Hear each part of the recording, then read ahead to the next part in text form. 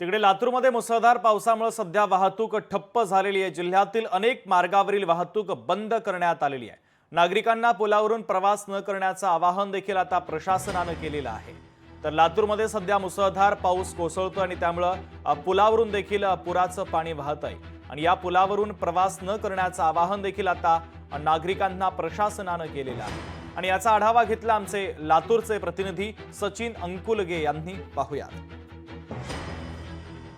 जिल्ह्यामध्ये रात्रीपासूनच जोरदार पावसाने या ठिकाणी हजेरी लावली आहे। त्यामुळे लातूर जिल्ह्यातील जनजीवन जे आहे ते या ठिकाणी विस्कळीत झाल्याचं पाहायला मिळत आहे।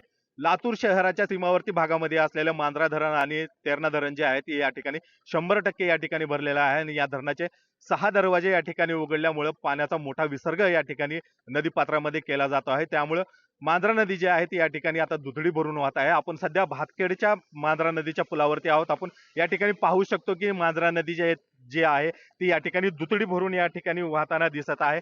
त्यामुळं दगडी पूल जो आहे तो पूर्णपणे या ठिकाणी पाण्याखाली गेलेला आहे। एकंदरीतच जर जिल्ह्यात जर पाहायला गेलं तर मोठ्या प्रमाणामध्ये जे आहे ते पावसाने या ठिकाणी हजेरी लावलेली आहे आणि पावसाचे संततधार काल रात्रीपासून या ठिकाणी सुरुवात आहे। अनेक ठिकाणी ढगफुटी सदृश्य पाऊस या ठिकाणी झालेला आहे। मात्र नदीकाठच्या शेतांमध्ये जे पाणी शिरून जे आहे ते शेतकऱ्यांचं या ठिकाणी मोठ्या प्रमाणामध्ये पिकांचं सुद्धा नुकसान या ठिकाणी झालेलं आहे। एकंदरीतच जिल्ह्याला जर पाहायला गेलं तर या ठिकाणी आजचा जो आहे तो प्रशासनाकडनं ऑरेंज अलर्ट या ठिकाणी देण्यात आलेला आहे। त्यामुळे नागरिकांनी या ठिकाणी सतर्क राहावं आणि पुलावरून पाणी जात असताना पुलाव ओलांडू नये अशी सूचना जी आहे ती या ठिकाणी प्रशासनाकडून करण्यात आलेल्या आहेत।